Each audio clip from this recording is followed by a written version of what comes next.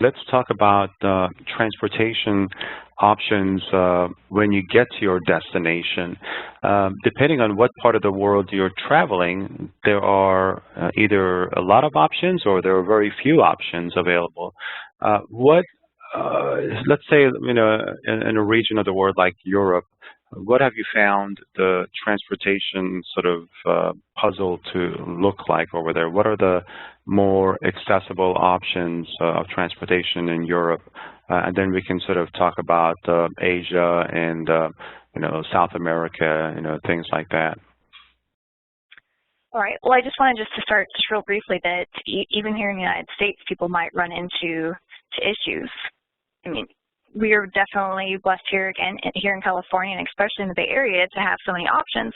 But even here in the Bay Area, we do have limitations where there's not, accessible taxis in every city, or even some of the major big cities, there's not accessible taxis available. So even if you go even further inland, if you go to Arizona and you're trying to get to a conference, kind of more out in the middle of the desert, you might have a difficult time and have to rely on something like paratransit, and even that might be kind of a headache to deal with. So it can be challenging sometimes, but there definitely are options, which I can discuss a little bit later, but let's definitely talk a little bit more about Europe. I know that's definitely a popular destination that people think about and dream about.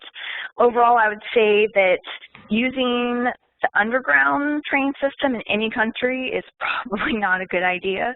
I would say it's not impossible, especially if you're traveling with other people, but sometimes, making sure the elevators are working and, where exactly the accessible platforms are, if you, don't have help to get on and off the train, can be very, very challenging and just unpleasant overall. But taxis and buses and trains that are above ground have actually done a very good job creating accessibility. I've known people who have traveled all around Europe using the train system that's above ground.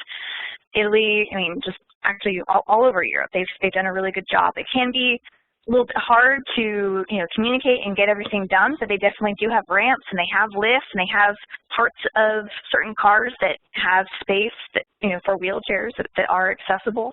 Mm-hmm. It's just a matter of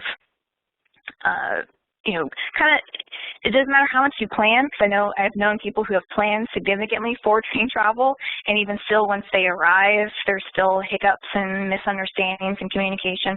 So it's definitely important to arrive extra early if you're traveling on a train in Europe, or I would say in a different country in general, just because there might be language barriers or something. So there, right. Or there might be how you get to a train might be an incredible way where you have to go all the way to the other side of the train station, or, go down a really long, lift or something like that takes 20 minutes to go down. So it's good to arrive with a good amount of time to plan that once you're trying to get around the city.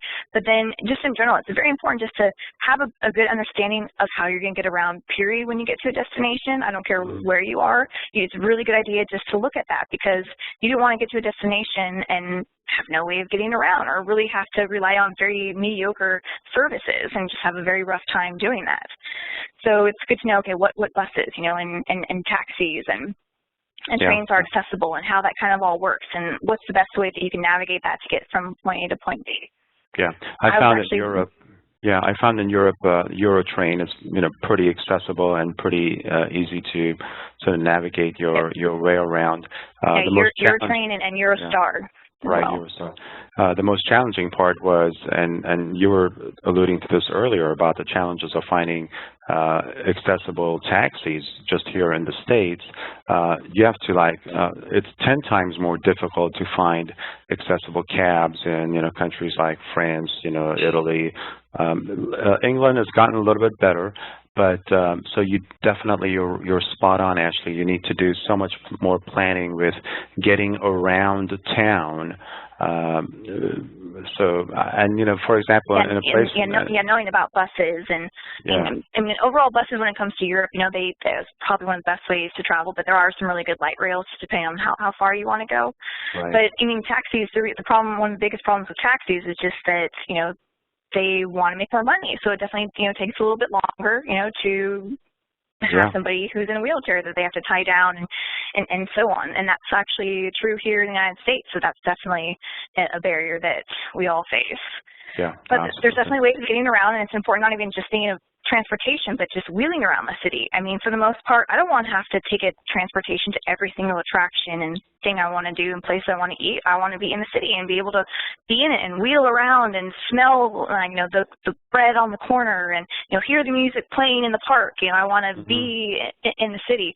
So it's also important then to kind of explore as much as possible using, Google Maps, and sites like my site, wheelchairtraveling.com, to see pictures of the terrain. Like there's a review that somebody just gave me for the country of, oh my gosh, Malta. It was actually, unfortunately, the first time I've heard of this country. It's an island off of Europe, kind of by Italy, and it's very hilly. It's insanely hilly, and so is Prague. But if you know that ahead of time, then okay, I'm going to need somebody to push me, or I'm going to need a power assist type of equipment, or I need to start working out, or whatever you need to do. It's good to kind of understand that as well when you're just traveling the city and navigating the city. Yeah, and I've taken tours, sort of private tours of my family on some trips, and I found tour companies that actually have wheelchair accessible vans, and so not only are you able to get in, but because of the size of the van, your entire family sort of gets to ride along with you. Yes. If you have a big family, good luck finding a wheelchair accessible cab that could also take all of your family members in the same cab. So it's more expensive, but at least you're all together. You're in a comfortable sort of vehicle that is specifically for a wheelchair. And sort of gets you anywhere that you want. So tour operators are another favorite mode of sort of transportation for me. Oh, definitely. And they can actually make destinations accessible that weren't accessible otherwise. We'll have portable ramps with them, like taking a safari tour, or some places in Europe with all the cobblestones and whatnot, that they will know the most accessible routes, and they'll know where all the accessible bathrooms are, and the best restaurants and stuff like that with good access and whatnot. So you have a much better inside scoop instead of hunting and might be disappointed. You have somebody that actually has experience. So it's definitely a great way to go, for sure, to have that expertise. I mean, in my perfect world, I like to have a little bit of both, where I'm kind of losing myself and kind of getting lost on my own little adventures, and then maybe having a day or two, or depending on how long the trip is, with a tour company where we actually have a very organized day to see something, maybe slightly out of the area that I'm at, where I wouldn't be able to see otherwise, because it would be very difficult to get to, like a wine country or castle or something like that. Right. So it's definitely offers a good variety to throw that in the mix, and it just definitely gives you some good tips to think about for future trips as well, and what's possible. Yeah, absolutely. And then what about, real quick, what's been your experience in South America and Asia with respect to transportation? In respect to transportation, it depends on what city that you are in Asia, but I feel like Japan is super ahead of its time. They actually had the bullet train invented in something like 1963 or 1964, and it's only recently, in the past 10 years or so, been surpassed by 1 or 2 miles per hour, something very, very slight. And they were actually the first people to incorporate truncated domes for people who are blind throughout their city in order to navigate people to elevators and to train systems and whatnot. And they developed that decades ago, way, way, way ahead of their time. And so I was just very impressed by the awareness, because it's very important in the flow of traffic, and everybody's okay, and they're able to get to wherever they want to go, wherever that situation is. That's very important, and and it also kind of relates to looking out for one another as well. So I would be able to go to a train station and tell them, they would have an accessible kiosk, and I would get my ticket, and they would ask me if I needed some assistance. And I got in the habit of always saying yes, because then they would have an assistant, or a train attendant, actually walk me to the correct platform, so I didn't have to figure it out all on my own. And nice. Then they would actually have a ramp available right there that they would just lay out, and then I would go onto the train, and then they would actually call ahead to my stop. Be like, oh yes, we have a gal here in car number 8, and she's getting off at your station. She's leaving right now. And there was always somebody there waiting for me with the ramp to get right out. Always. I was so impressed by that system, and I think New York and a lot of other places in this country, in terms of their underground train system, has something to learn from them. In terms of accessibility for transportation in South America, There's basically none. Yeah. I mean, there are some, tour companies, but that's pretty much right now the only way to get around their bus system. I'm hoping with the Olympics in Brazil that will open some doors, but that's not going to be completely determined and understood until we get further along. But I'm hoping for that, and that will, and I feel like, and I've heard this actually from a lot of people down in South America and other tour companies, whatnot, that a lot of people are kind of looking to Brazil as a stage for accessibility, seeing how many people actually come who are interested in wheelchairs traveling here, and they kind of feel like that if they get a good response from Brazil, that they too, Argentina, and more of the surrounding countries are going to jump on that game. Right. So it's definitely important to show support if you can. However you can. With the Paralympics, especially there too. Okay, very good. Exactly. Have you been to Australia or New Zealand by any chance? I have not, but it's definitely on my bucket list. I mean, Australia, from my understanding and just all the reviews and whatnot, I feel like it's very much so like Canada, and like lots of very developed, forward-thinking parts of Canada, like Vancouver and so on. Vancouver just has stellar access. I think it's one of the best accessible cities in the world. But Australia really does have to have good transportation. I mean, like their light rails and their cabs. I mean, they've had accessible taxi system in place for a number of decades now. It's just been a requirement for the government to, mandates a certain number of accessible taxis per company and whatnot, and I think even per region too. So it's great. They're very definitely like forward thinking in that regards, and definitely wanting to include everybody, which is just the name of the game, which is what I feel is the whole purpose of all of this. It's just we all want to be included. We want to go to the store. We want to go to a concert. We want to go to a park and have a picnic with our family. We want to take a train ride because we have to go to work. We just whether it's for fun or because we have to, graduation, celebration, memorial, it's just, traveling is just part of life. Yeah. You mentioned Canada. Canada has been well documented to be very accessible, but what's your experience been with Mexico? Mexico is trying, but they're definitely, the problem I think with Mexico is that there's no standards where they have, or any kind of record or a business can see, okay, yes, if I'm going to make an accessible bathroom, it should be this wide.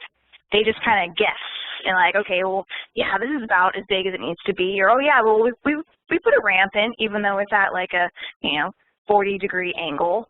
Right. Or it's only 12 inches wide. Yeah, exactly. So it's that's education. That's kind of just a big barrier that we have. So that's that's very important. Why it's so important for all of us to just speak up and really give feedback, whether it's to the park system or to hotels or whatever you do. Actually, like put something in writing. Formally, like have a formal letter to a manager. And don't just bitch to the bellboy. But actually have something concrete, or even go as far as filing a formal complaint through the Department of Justice and actually having something actually on the records for change. Right. Okay, very good. So it sounds like Mexico is a step above South America, sort of Brazil, Argentina. Ecuador has they're trying a tour company in Ecuador. Yeah, I'm sorry. Yeah. Sorry. Yeah. They're trying, but it's just happening really slowly, and it's just the economy and whatnot there. Is just different, the way of life and whatnot. But I've even seen places here in the United States or even in Europe or Ireland, they finally have curb cutouts. I think in the past like 7 or 10 years, that was a brand new thing, because they are just such a friendly culture that they're just like, oh, you want to come inside? Like, we'll help you. Like, you want to do this? We'll help you. We'll lift you up. Like, we'll help you. It's like everybody just is very compassionate to people. But to me, which is a wonderful, wonderful thing, but to me, access and freedom of access is about independence. Like sometimes you just want to have a moment to yourself and want to just be able to roll into a pub and get a beer and just soak in the moment and not actually have to engage with somebody else, or just you just want to be with your people that you traveled with. That's just a part of it. But but it is changing, so it's a good thing. It's kind of it's a hairy area though, just because yes, people are very compassionate and want to help. At the same time, we want to have some independence, and it's important that we do create a world that's a little bit more equal for everybody. Yeah, and I think that's the point that gets missed by people. They have their best intentions. I remember in Florence, every time I would get near a restaurant, there'll be a fight over who is going to help me get into the restaurant by the employees. It's like, you know what, just Yes. one person at a time. But they want to help, but you're right. It'll be better if everyone over the course of time can sort of. And I understand in some buildings in Italy, they're so historic, they're so old, it's difficult to make them sort of accessible the way that we envision it. I hate that excuse, though. I mean, I understand that for sure, but I remember after going to Japan and seeing incredibly ancient buildings, older than Europe, that made access possible, and they weren't, you know, they would build ramps over thresholds, you know, or they would have a back entrance with a ramp, and they weren't damaging the original foundation or structure or anything, but they were giving me at least some access, you know, and I could experience the area, like, to some degree. So, and actually I was just in, down in Savannah.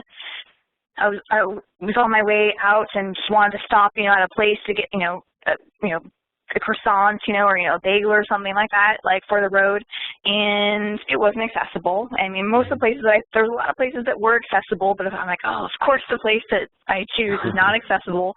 And so I'm like trying to hang over the threshold and whatnot, and I end up seeing the owners, and the owners were helping me, and I brought up the issue to them, and they were not very, I mean, they were friendly, but kind of just brushed off the issue entirely, saying, "Oh, it's a historic building," and blah blah blah. I'm like, "I want to kill you." I hate that. I hate that phrase, because I've been to very, very old building or very old hotels like in San Francisco, and they made, you know, reasonable accommodations. It's not perfect, but like but it works. You know, I've been lots of places where, you know, New York, where, you know, they have 2 sets of stairs to get into a restaurant, and I was just absolutely floored by this, where they had, you know, a handicap button, and I'm like, get out of here. Like, let me just see how this works, you know. So I pushed the button, and somebody came out within like 5 seconds and was just like, oh, wait right here, I'm gonna get the ramps. Brought out 2 ramps, pushed me right into the restaurant. The restaurant had an accessible restroom. Boom, like, that's just how they made it possible. Right. All right, forgive me. It is possible. I will not use that. I will not let them get away with that excuse anymore. Good. Nobody should. I mean, there is a way. Even in, I mean, of course, we want to have the same exact experience as everybody else and go through the grand entrance or whatnot. But in certain old buildings, I don't care. If I have to go around the back, that's fine. Because honestly, sometimes that means I get to see things that a lot of other people don't get to see. So that's actually kind of something special and unique in itself. So as long as I can get in, and people can do it in a courteous, you know, slightly organized way, or I can do it in a somewhat independent way, I'm fine with that. Yeah, very good.